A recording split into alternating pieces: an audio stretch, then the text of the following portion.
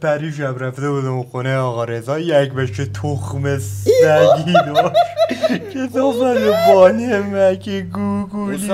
موسا ضبطیم. خب ضبط یعنی برنامه شروع شده؟ ضبط. آره. سلام، امیدوارم حالتان خوب باشه. امشب یک برنامه یک بازی مهم داریم، بازی انگلستان و صربستان عزیز که قرار بازی باز دوباره در این برنامه به صورت کاملا بی‌طرف باشه. از اونجا که مشناسیم ما رو آدم بی‌طرفی هستم، اینجا هم تماما بی‌طرف این بازی. امسال انگلستان که جزیره کوچکی در غرب آفریقاست یکی از مدعی‌های قهرمانی یورو 2024. داری اشتباه می‌کنی موسا. اون 2024 اشتباهی. مامان چرا زده؟ مگه بی سبب 2024 آی. و صربستان عزیزم که چون در زمینه صنعت فیلمسازی موفقیت‌های زیادی داره او هم میخواد قهرمان بشه، چون خدا میدانه که حقشه. به امید میتروویچ و بچه ها انشالله صربستان قهرمان بشه. بعد میتروویچ چقدر شبیه ساندویچ نه؟ خب دوستان عزیز، متروویچ اسم کاملا مناسبی برای ساندویچ فروشی های داخل متروه.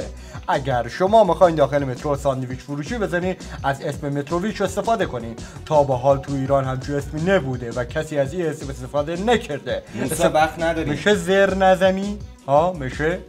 ما داریم اینجا بیزنس میکنم اسکل. آقا چرا فوش میدی؟ ای بابا، همه ما میدونیم که گرت سایت کیت و دراگون اسکوویچ تمام بازیکنهای همدیگر رو از تادیش گرفته تا استونز رو آنالیز کردن تا بتونن با هم زورآزمایی خوبی رو در پیش بگیرن. ستاره های امشب صربستان تادیچ، متروویچ و کوستوویچ. چی شده؟ چی شده؟ چی شده؟ چی شده؟ نه چی شده؟ چی شده؟ آره برای اولین بار درست گفتی اسمشه. خب پس واجب شد که حتما این بازی رو ببینید. تادیچ بازیکن قد بلند که توی تیم فنر باخشه ترکیه هم بازی میکنه، شوت‌های خیلی سهمگین و خطرناکی داره. انگلستان حسابی حواس خودت رو جمع کن به تادیچ. متروویچ هم که بازیکن خیلی خوبیه، برار گفته نیماره. و خب بریم بعدی میشه از ما یک نمای نزدیک بگیریم. این شما مطمئنین دیگه؟ اوکی دیگه. آره موسا. کوستوویچ که از اسمش هم معلومه چپایه توی یوونتوس بازی میکنه. آیا میدانستید که یوونتوس در اصل برای یک شرکت صنعتی توی مشهد بوده که البته برای شهر توس بوده که اومدن ایتالیایی‌ها خیلی لاشیانه اون رو خریدن و بردن توروین. موسا تو رو خدا چرت و پرت نگو. زر نزن. خب از آقای کوستوویچ بکشیم بیرون و وقت برنامه رو به کوستوویچ نزنیم.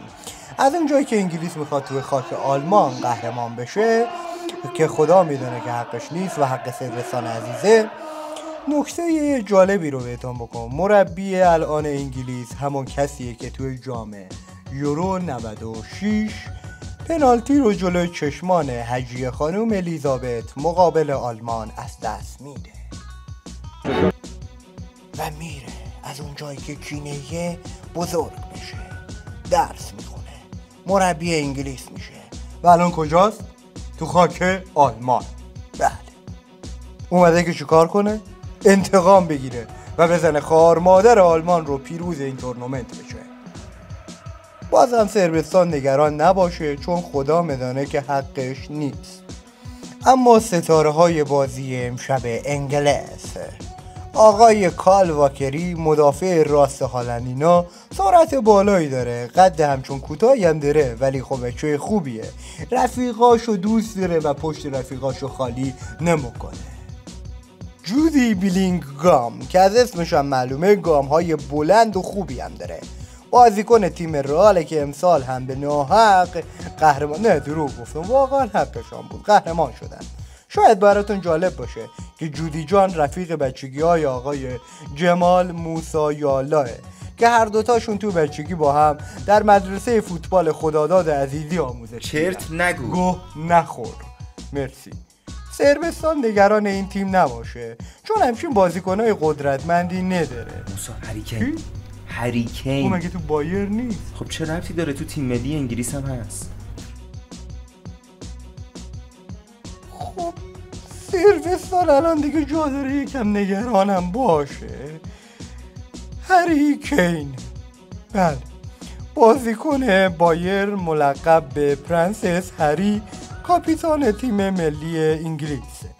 سابقه گلزنی از وسط زمین، پشت زمین و حتی توی پارک محلشان با بچه ها رو داره. Rabiot. Za długo czeka, za długo zwleka, uwaga! O! Niesłychana sprawa, حقیقتا از حضور ای آقای هریکین یه خورده همچین کسوویچ شدم، ببخشید. بهترین گلزن تاریخ انگلیسه. خب راستی یادم آمد، صربستان عزیز نگاه کن، نگران نباش. درسته که هری برای خودش کینیه، خب ولی اصولا نهزه توی هر تیمی که باشه او تیم جام نمیبره، میدونه؟ این درسته، نگاه کنی از بایرن گرفته تا همین یورو قبلی یه که فقط گل میزنه، ولی تا کف لندن نهزه. امشب ترکیب پیشنهادی من یعنی مو برای انگلیس: پیکفورد دروازه، چون بدونی نمیتونه مهاجم وایس، واکر و ستاپید دفاع راست و چپ بودن به ترتیب، دنوم همین که ای آقا گفت، آرنولد و رایس هم هافک دفاعی، بله، بال راستش هم آقای ساکا و رون چپش هم آقای فیل فودن، هافک تجاوز همی هم که بیلگام و نوک پژوی خط حمله هم هری پاتر. شوخی گلو هری کین. امیدوارم بازی خیلی خوبی باشه. ترکیب تیم صربستان هم که نگاه کنین خدا شاهده ترکیب خیلی خوبیه و ما اصلا جسارت نمیکنم که در حضور جناب آقای کسوویچ خواسته باشم اسمی ببرم از بقیه ای ترکیب و ترجیح میدم چیزی نگم. امیدوارم که ترکیب خوبی داشته باشم و ترکیب برنده‌ای باشه. چرم اوپانچی، محصولی صربستانی، اسپانسری تکرار نشدنی.